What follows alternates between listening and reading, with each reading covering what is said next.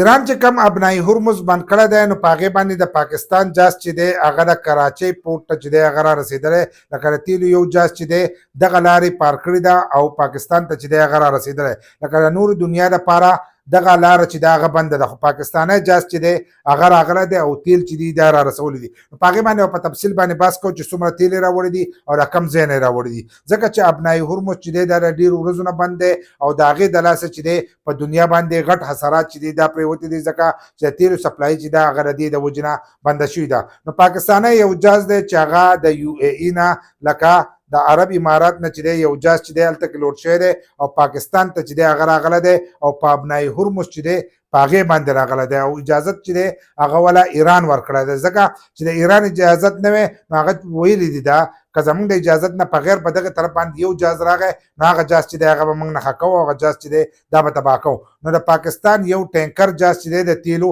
راغلی دی چې هغه 8 کروړه لیټره تیل راوړي دي 8 کروړه لکه 80 میلیون دغه چې دی لیټر نو دا تیل یې راوړي دي دا هغه تیل یې راوړي دي چې کم خام تیل دی بیا دې دلته کې دا تیل چې دی دا بیا تقسیمېږي داسې نه دي چې غونډې پېټرول راوړي د هغې نه بیا دا قسمه قسم تیل چې دی دا وځي د جازونو ته وځي د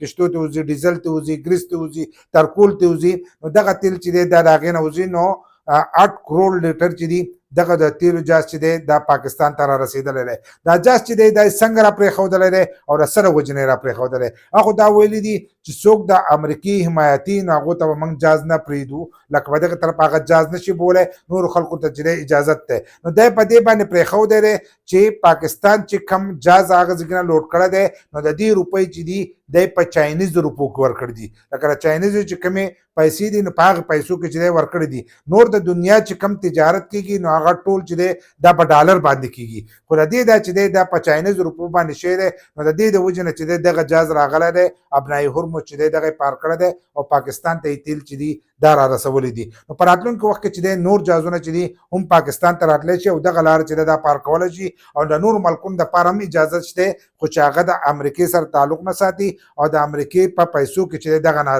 دغه کوي لکه چې امریکې ته د هغې نه پیدا نه ځي په چاینیز روپو کې دغه روپۍ ادا شوي دي نو د دې د وجې نه چې دی دغه جاز چې دی دا پاکستان ته را رسېدلی